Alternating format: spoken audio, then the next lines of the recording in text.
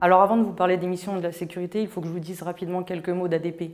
ADP, c'est une présence certes en France, mais aussi à l'international. Donc une constellation, un partenariat avec des filiales, notamment TAV Airport et GMR Airport, donc une présence dans plus de 125 pays.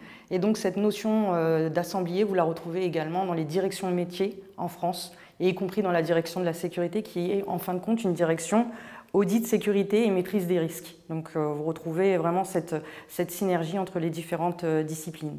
Et puis au sein de mon département, deux pôles, la crise et la sécurité.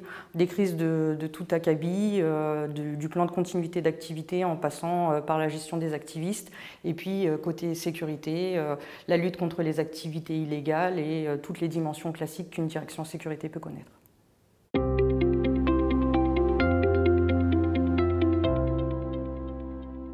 Je ne sais pas si nous pouvons parler de multicrises. Ce qui est sûr, c'est qu'il y a une variété des crises, une variété de situations rencontrées. Cela fait plus appel à notre capacité de tolérance, de résilience, et nous l'avons vu pendant la crise Covid.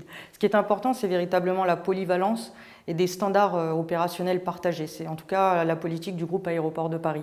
Et puis, au-delà de ces standards partagés, cette polyvalence nécessaire, vous avez nécessairement, au niveau des aéroports, en tout cas un écosystème.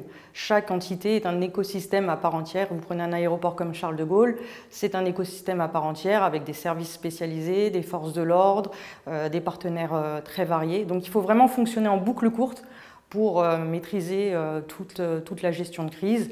Et puis, nécessairement, il faut des fondamentaux. Donc, être bon en gestion de crise, ça ne suffit pas. Il faut être bon en protection de l'information, en protection des biens matériels et immatériels, en risque cyber. Donc, c'est vraiment cette professionnalisation à 360 degrés qui impacte au quotidien notre fonction.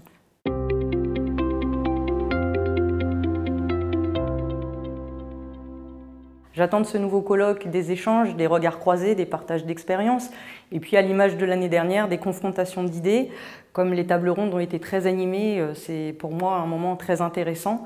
Et puis j'attends de ce colloque qu'on porte des messages, notamment sur les recrutements, nous le savons, c'est un sujet préoccupant. Après, le CDSE sera, comme à l'habitude, un bon porte-voix de nos problématiques. Donc j'attends un colloque riche en échanges et en ingéniosité humaine.